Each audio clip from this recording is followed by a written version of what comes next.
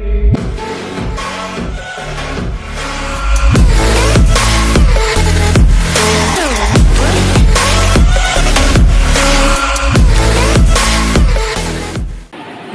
जी, कैसे हैं आप। उम्मीद करती हूँ आप लोग अपने घर में सब ठीक ठाक होंगे और मैं भी ठीक हूँ। चलो आज मैं एक आपके लोगों के लिए एक हकीकत कहानी लेकर आई हूँ। एक गांव में एक लड़का रहता था और वह अपने बीवी बच्चों के साथ गांव में रहता था और उसकी नौकरी मिलिट्री में थी। और जब वो मिलिट्री में करते करते करते उसके माँ बाप भी साथ में थे और अपने एक छोटा सा घर था उनका पूरे गांव के साथ, तो उसको अपने घर से आगे उसको ये था कि ये सपना था कि मैं अपने घर के और ऊंचाई पे, एक ऊंचाई पे उनके खेत थे, तो उस ऊंचाई पे वो सोचता था कि मैं यहाँ पर अपना घर बनाऊँगा इतनी ऊंचाई पे, ताकि हर लोग यहाँ से देखूंगा, इधर उधर देखूंगा, हर जगह दिखेगा मुझे। तो उसको इतनी ऊंचाई पे अपना घर बनाना चाहता था। एक दिन उसने अपने पिताजी से बोला कि पिताजी हम यहाँ पर अपना मकान बनाएंगे, जब मैं रिटायर होकर आ जाऊँगा तो इस जगह में हम अपना मकान बनाएंगे। उसके पापा ने कहा कि ठीक है। तो जब ऐसे होते करते वो नौकरी करता रहा, पैसे अपने माँ बाप को भी भेजता रहा, जमा भी करता रहा, और उसके पिताजी ने अपने उस खेतों को, जो 4 खेत थे, उसका एक ही बहुत बड़ा बना दिया, पार्क की तरह बना दिया कि यहाँ पर मेरा बेटा घर बनाएगा। और उन्होंने वहाँ पर वो घर की मिट्टी भी दिखाई किसी को, तो उन्होंने बोला ठीक है, मिट्टी तो बिल्कुल ठीक है, यहाँ पर कुछ नहीं है, साफ़ सुथरी है, ठीक है। तो एक दिन जब उसने रिटायरमेंट करके घर आया और घर आ करके उसने मकान की वो रखी, नींव रखी और मकान बनाना शुरू करा, तो उसने 10 कमरे वाला मकान बना दिया। बहुत बड़ा कटान कर रखा था उसके पिताजी ने, तो उसने 10 कमरे वाला मकान बना दिया। और इतना अच्छा कि चलो मेरे बीवी बच्चे, मेरा भाई भाभी, सारे लोग हम इस मकान में रहेंगे। और नीचे जो गांव वाला मकान था वो सोच रहे थे यहाँ छोड़ के हम सब ऊपर चले जाएंगे। तो वहाँ ऐसे ऊंची धार थी, तो वहाँ से सब जगह अच्छा नज़ारा दिखता था वहाँ से। तो उसने बोला हम यहाँ पर घर बनाएंगे। मकान बनाते बनाते बनाते बनाते साल 6 महीने तो लग ही गया उसका। खुद भी लगा रहा मकान बनाने में, मिस्त्रियों को भी लगाता रहा, उसके पिताजी भी काम करते रहे, वो भी काम करता रहा कि हमारा मकान जल्दी बन जाएगा, हम यहाँ जल्दी सेटल हो जाएंगे। अब वो जल्दी सेटल के चक्कर में बन गया मकान, खूब अच्छा तैयार हुआ मकान, बड़ा अच्छा करा मकान की उन्होंने, इतनी अच्छी वो करी। वहाँ पर सबको बुलाया, गांव वालों को बुलाया, सबको मकान का हमारा मकान बन गया, खाना पीना खिलाया गांव वालों को। और दूसरे दिन उन्होंने क्या करा कि बोला चलो अब हम मकान में हवन उबन हो गया, हवन उबन करवाया। तो दूसरे दिन उन्होंने मकान में अपना नीचे वाले मकान से सामान ऊपर रखने लग गए। अब सामान ऊपर रखने लग गए, सारा सामान ऊपर रख लिया, सेटल हो गए, पूरा सामान वहाँ रख लिया। और जब सामान वहाँ रख लिया तो हम खुद भी वहाँ रहने के लिए वो हो गए कि अब हम यहीं पे रहेंगे। अब वहीं पे रहने के लिए उन्होंने क्या करा कि बोला कि चलो हम ऐसा करते हैं कि आज यहाँ पर हम, अब हमारा सारा सामान आ गया तो अब हम यहीं सोएंगे। और रात को सब के सब अपने अपने कमरों में सो गए, बच्चे भी, बड़े भी, दादा पोते बच्चे सारे सो गए। अब जैसे रात को सोए और तैसे ही बाढ़, घोड़ों की आवाज़, दर दर दर दर दर दर दर दर दर दर दर दर दर।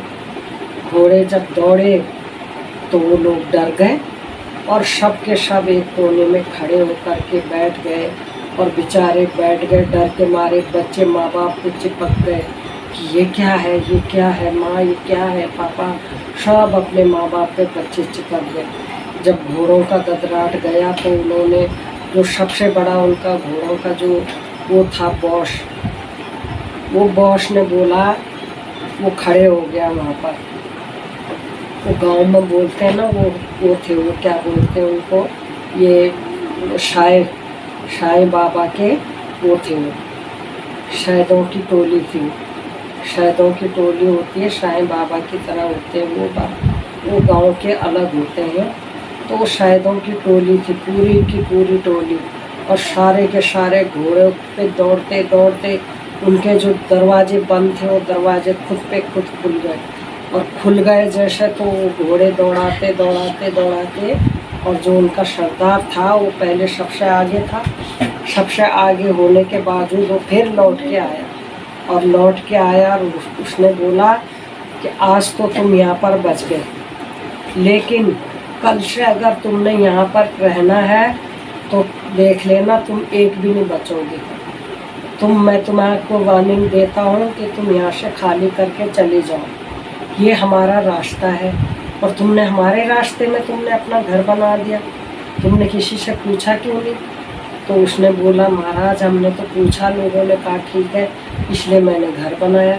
उसने बोला नहीं, ये तुम्हारे को नहीं खपेगा, और तुम्हारे बच्चों को कुछ होगा, तुम्हें भी कुछ हो जाएगा, मगर हमारी ये जगह खाली चाहिए। कल बिल्कुल मेरे को यहाँ पर सोओगे नहीं तुम, ये लोग खाली करो हमारी जगह, और यहाँ से जाओ जहाँ से तुम आए हो।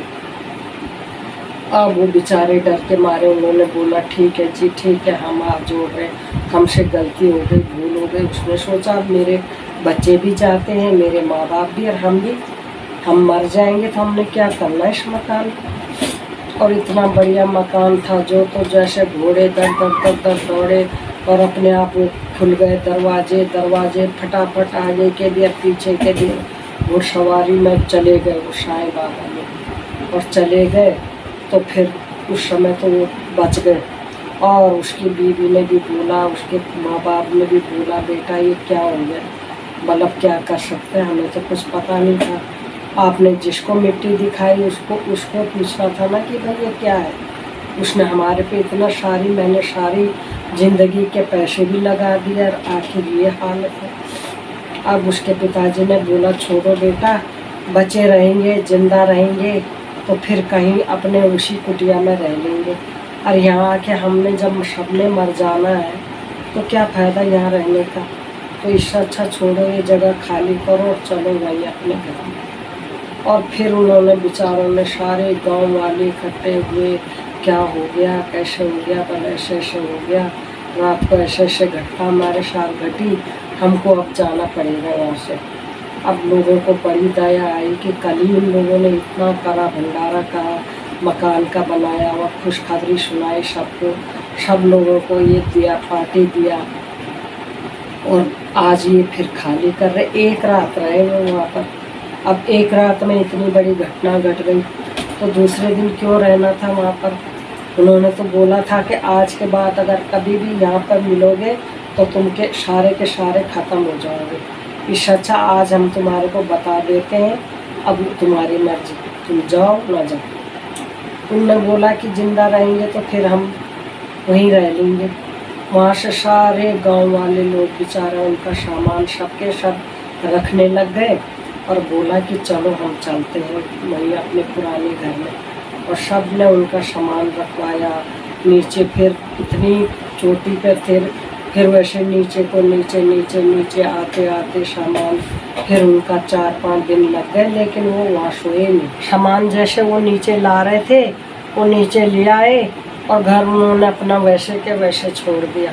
तो आज भी वो घर बना तो है, लेकिन 4 दीवारों में वो तब्दील बना हुआ बस, बाकी घर उन्होंने ऐसे ही छोड़ दिया। ये शानदार मकान, ये ऊंची चोटी में मकान बना रखा था, लेकिन आज भी वो घर खाली पड़ा है, और अब तो वो टूट फूट भी गया है, आज भी वो घर वैसा का वैसा पड़ा हुआ। लेकिन ये हकीकत कहानी थी, लेकिन वहाँ कोई नहीं बस पाया उस तब से और आज तक। अभी भी वो मकान वहाँ पर खड़ा है, आधा टूट फूट गया है, लेकिन कोई वहाँ पर नहीं रहता।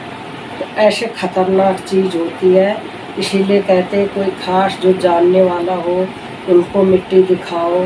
एक तो ऐसे जो जानने वाले होते हैं झूठे मूठे, वो ऐसे लोगों को 1-2 जगह 2-4 जगह दिखाना चाहिए, तब जाके अच्छी बात निकले, जहाँ वहाँ दिखाना। मैंने पहली कहानी में भी बताया कि एक ने सांपों की जगह में सांपों के सर के ऊपर मकान बना दिया था।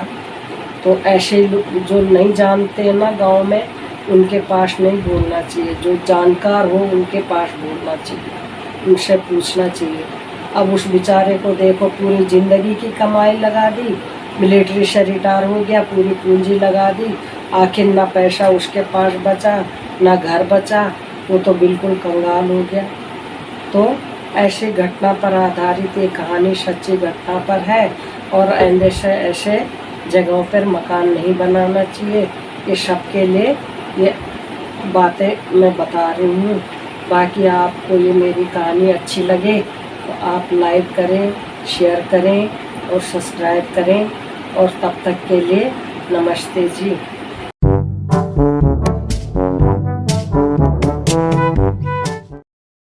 इतनी दूरी पर ठीक है? नहीं।